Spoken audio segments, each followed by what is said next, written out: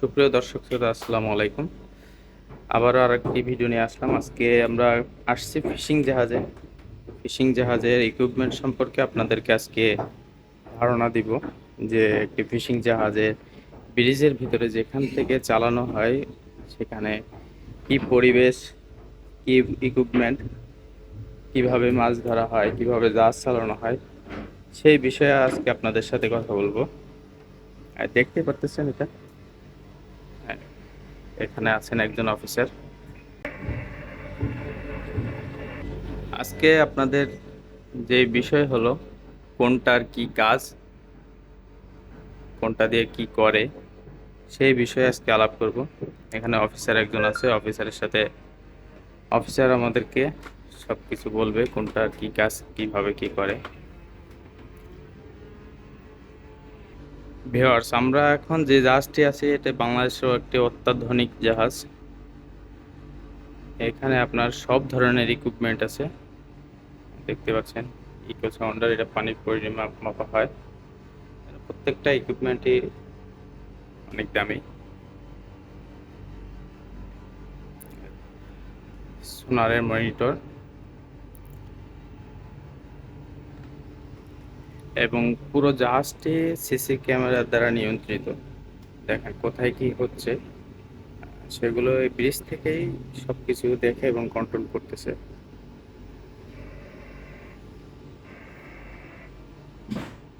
আমি এখন আসছি আমার এক ফ্রেন্ডের জাহাজে।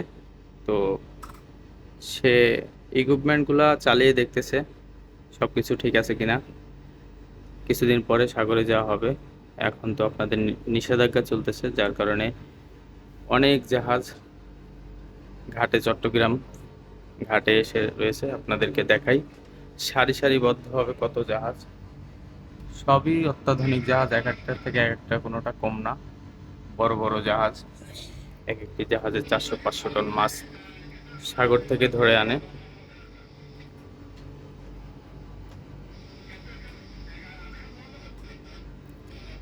বিএসএফ,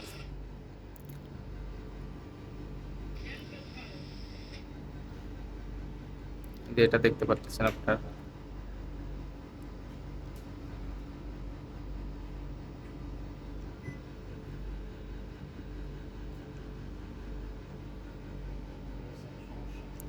বিএসএফ সমস্যা, ডাক দে কারো, দেখ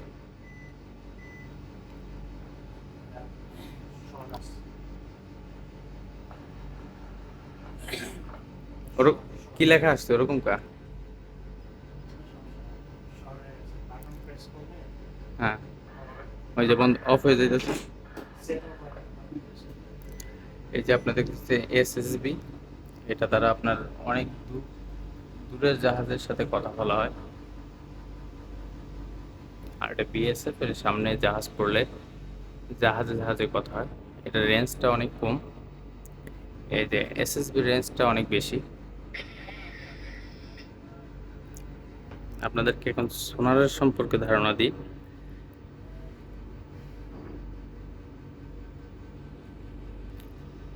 এটা হচ্ছে হাল সোনার বলে।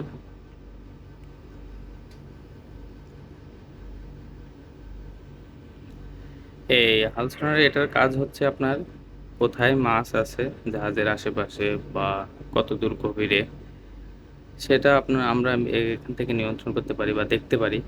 দেখে তারপরে আমরা সেই মাছগুলো কিভাবে ধরা যায় জাল দিয়ে, আমরা সেইভাবেই কাজ করি। নেট সোনার দেখতে পারতেছেন, আরও আছে।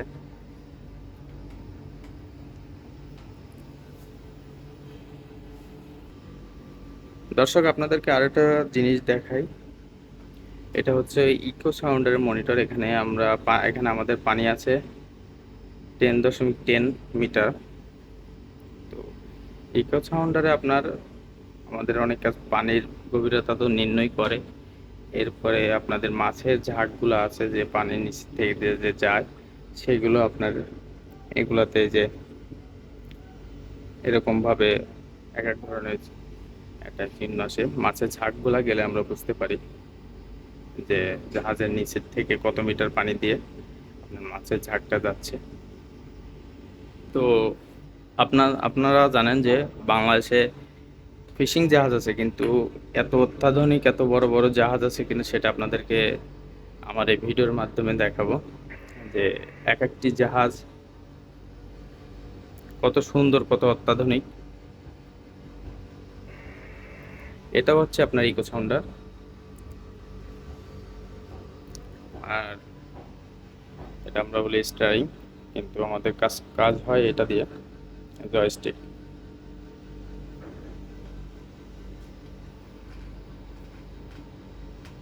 অফিসার কাজ করতেছে মনোযোগ দিয়ে।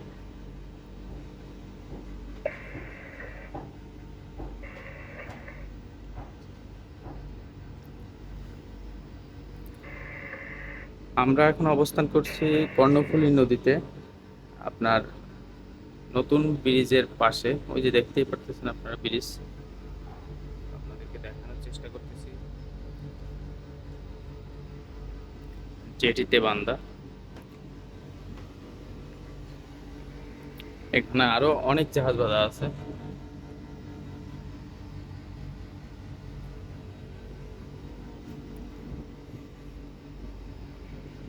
তো দর্শক, আজকে এই পর্যন্ত। নেক্সট ভিডিওতে দেখা হবে।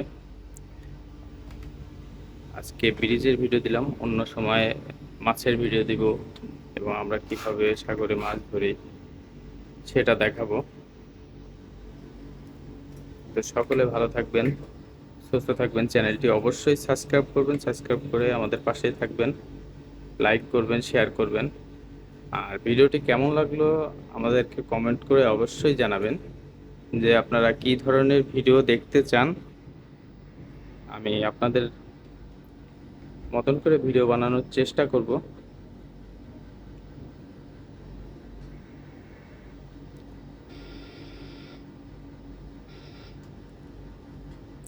তো এখন এই 65 দিন বন্ধ নিষেধাজ্ঞা চলাকালীন সময় জাহাজের যাবতীয় কাজ আছে, যেগুলো আছে সব কাজ এই 65 দিন বন্ধতে সবাই করে নেয়। কাজ করার পরে আপনার এই মাসের জুলাই মাসের 25 তারিখ থেকে আবার আমাদের ফিশিং শুরু হবে। সকল জাহাজ সাগরে যাবে মৎস্য আহরণ করার জন্য।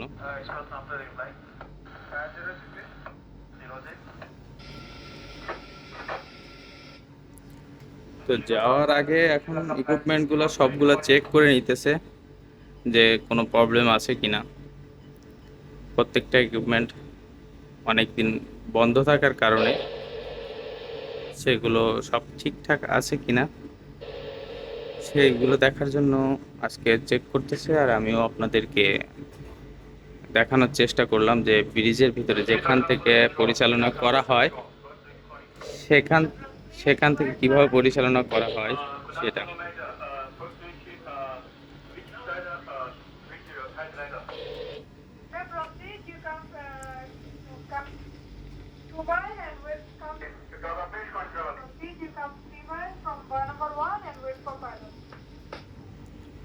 আপনাদেরকে আজকে দেখাবো যে ভিতর সাইডে আপনারা যেখানে থাকি সেখানে কেমন কি, আর কোথায় খাওয়া দাওয়া করি, কোথায় থাকি, সেগুলো দেখানোর চেষ্টা করি। ঠিক আছে।